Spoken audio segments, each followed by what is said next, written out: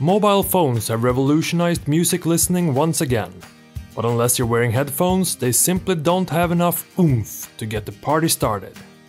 You can of course jack them into your stereo system of choice, but there are definitely more elegant ways to pump up the volume, like with an acoustic amplifier. Don't let the term acoustic amplifier scare you off. It's literally just a funnel which will amplify the sound coming out of your phone. No electronics required. In this video we'll be making an amplifier for the iPhone 6, but this could easily be modified to work with many other mobile phones. We'll start with an old brass horn picked up from a flea market, a sturdy piece of walnut, and of course the phone. Cut the walnut down roughly to size and split the final slab into two separate boards. If you only have access to thinner pieces of wood, you can of course use two individual pieces as well. Using one thick slab will make sure the split will be less noticeable in the end. Don't worry, it's all gonna make sense soon.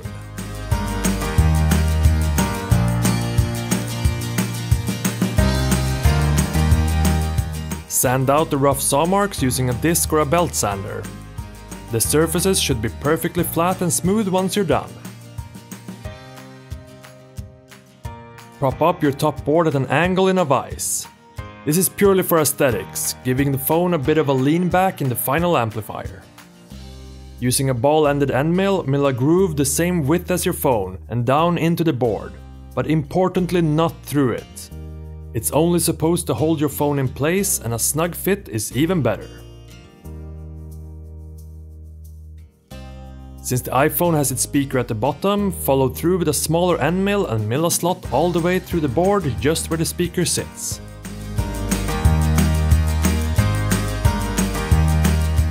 We also need a bigger hole further back through the board, which is easily drilled out using a Forstner bit. Double check that the speaker in the slot you milled lines up well with the speaker on your phone. Place the top and the bottom boards together again and transfer the speaker slot and the hole you drilled onto the bottom board. Connect the slot and the hole to mark which area you need to remove more material.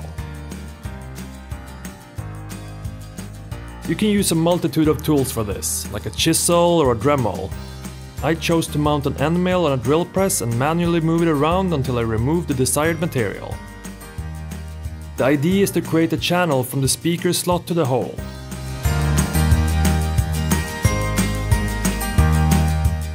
You can also file a bit on the top board to open up the area near the exit hole a bit more.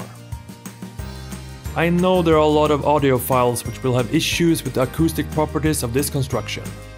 If you require high quality amplification, this is not the route to take anyway. Sand the surfaces completely smooth, making sure there are no loose splinters or anything else around the holes. Time to rejoin the boards again, and you really don't want to use more glue than is absolutely necessary. To be fair, I used far too much glue than was needed, and I was worried that the squeeze out would clog up the channel between the holes. You of course need to use enough glue to join the pieces together well, and to make sure that the glue joint in between the boards become as invisible as possible in the final product. Remember though, you can never have enough clamps. The following day. Once the glue has dried, you can test the amplifier for the first time. Place something on your phone and put it into the slot. If sound is coming out the hole, you're well on your way. Don't worry though, it won't be amplified by much yet, but we're soon going to remedy that. Let's continue to finish up the base.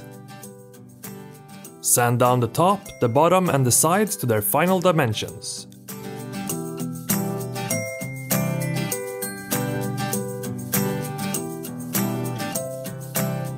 You're likely going to be filling up the amplifier with sawdust, but a quick burst of air should clear that right out. We can now turn our attention over to the funnel. Remember that horn from the beginning of the video? We're starting by disassembling it the best we can, and since it's just soldered together, some heat and a big screwdriver comes in very handy. Since you're going to heat up the horn a fair bit, use some heat-resistant gloves as well so you can handle it without burning yourself. Remember, safety third!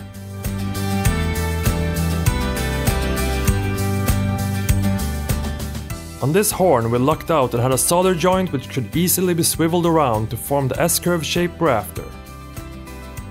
Make sure it's aligned straight and add a little bit more solder to make sure the joint is solid. We can now also use some solder wick to remove some of the remaining solder elsewhere on the funnel. Solder wick is super useful if you're working with electronics as well, as it makes removing parts from circuit boards very easy.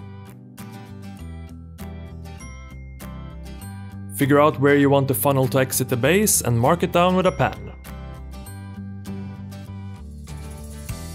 The easiest way to cut it off is probably with a small pipe cutter. It works by basically forcing a circular cutting wheel into the pipe, cutting it little by little with every turn you make. Take note how I'm actually cutting the horn off about a centimeter below the mark I made. That's because I want it to sit slightly down inside the hole in the base.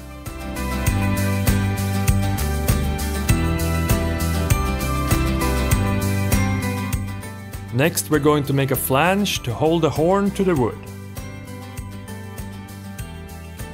Start by forming a small sheet of thin brass into a cylinder. It helps immensely if you have a piece of pipe the same diameter as the horn to form it around.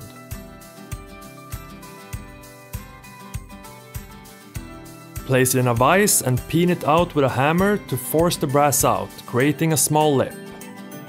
Don't just smash it, but instead slowly and lightly tap it out. Once it's out of the vise, you can fine-tune it with a pair of pliers. Finally, place it over the pipe again and use the pipe cutter to cut it down to length. Take a square piece of thicker brass and mark out the center.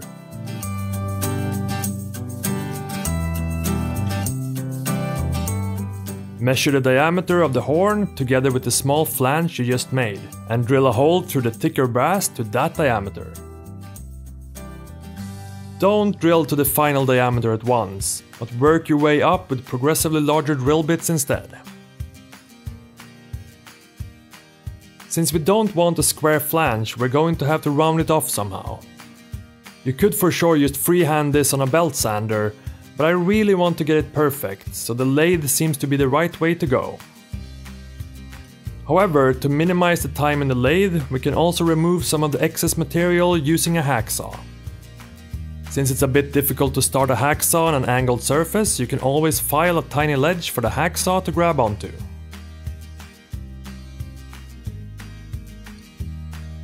To hold the brass in the lathe, we need to form a mandrel to affix it to. Using some steel rod stock, start by turning down a small ledge with a step of the same diameter as the hole in your brass plate.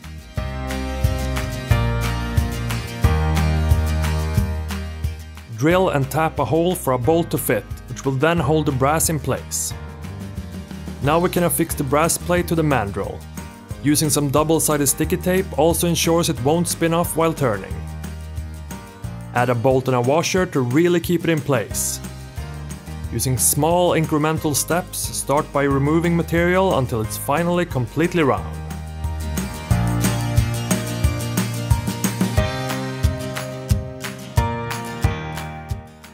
File the edges to remove any burrs and remove it from the lathe. We also need a way to mount the flange to the wooden base. Using a protractor, you can easily mark out where you want your mounting holes to be.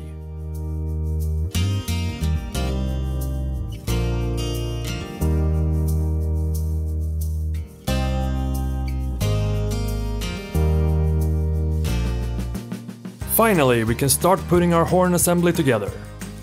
Put the smaller flange through the brass plate and put the horn through the flange. Make sure you push it down to where you previously marked. Place it into the base and make sure it sits straight and that your holes are situated where you want them to be.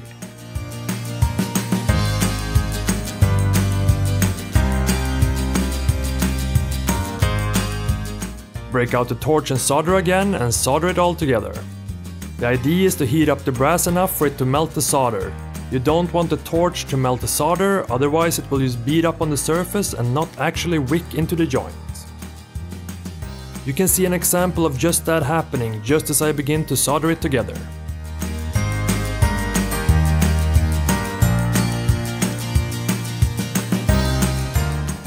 Once everything cools down, we can now clean up the horn assembly a bit. It's really up to you how shiny you want it to be. I'm using a chrome polishing paste just to knock off the worst grime of the horn, but being careful not to take it all off, as I still want a patina on the horn that tells a bit of a story of its previous life.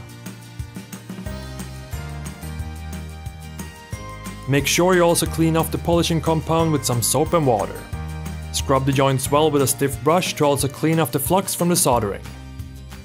Flux is a quite corrosive compound, and you can already see how it's tarnished the brass around the joints. I'm deliberately not removing that tarnish though, as I want the brass to also build up a new story and a new patina in my home.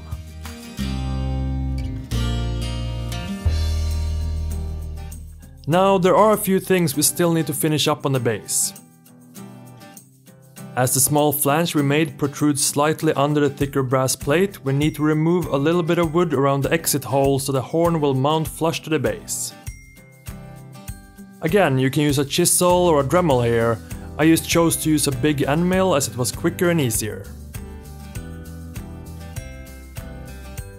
And now it sits nice and flush with the base. The front and the back of the base is still unfinished, and I think we can make them more interesting than just cutting them off at a 90-degree angle. The front angle will match the same angle as the phone will lean in its slot, and the back will just have an arbitrary angle, which I think will look nice. Set your table saw to the right angles and simply cut the front and the back piece off. Using some wood as a backer piece will prevent any tear out which may occur from the table saw.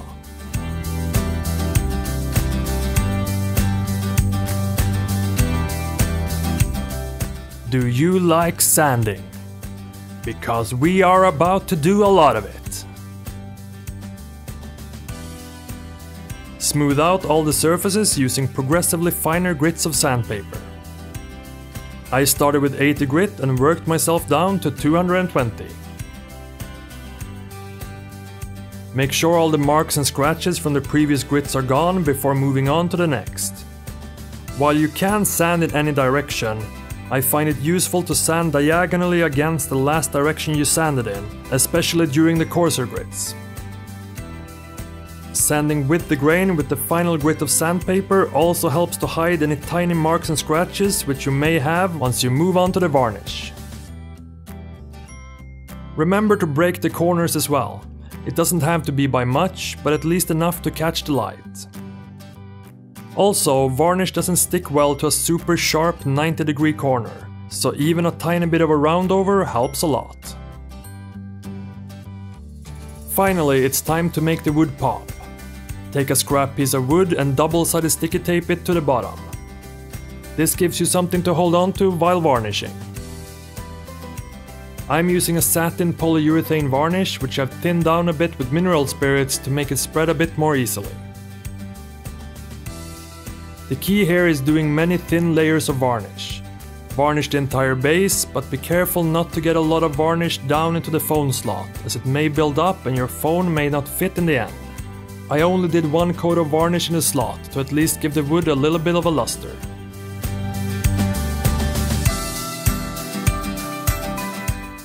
The first coat of varnish will probably not look great once it's dried.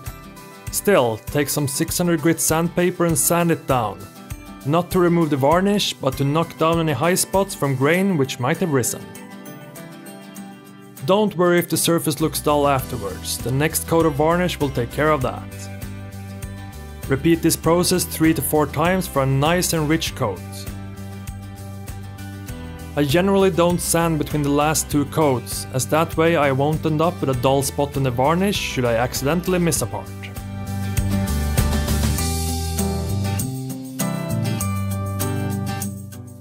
Now you may need to clean out the little recess we made using a chisel before putting the funnel back in its place and marking the holes.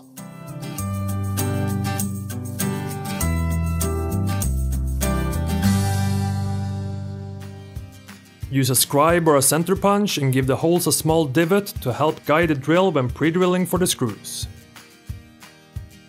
Putting a piece of tape on a drill also helps to ensure that you won't go in too deep. It's finally time to put it all together. Put the horn into the hole and screw it down with some matching brass screws.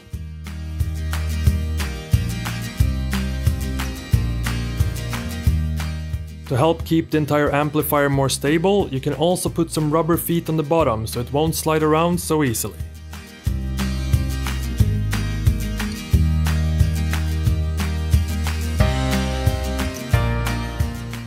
Now all that's left is just to sit down, pour some of your favorite libation, cue up something good, and enjoy. How much does it actually amplify though? Well, I don't actually have a decibel meter, so I think you're gonna have to be the judge of that yourself.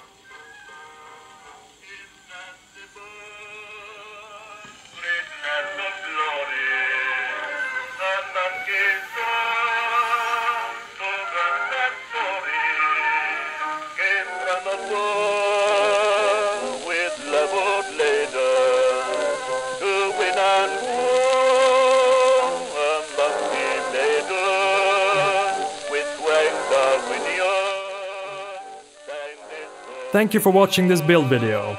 Why don't you queue up one of the other videos from Switch and Lever and pump it through your amplifier.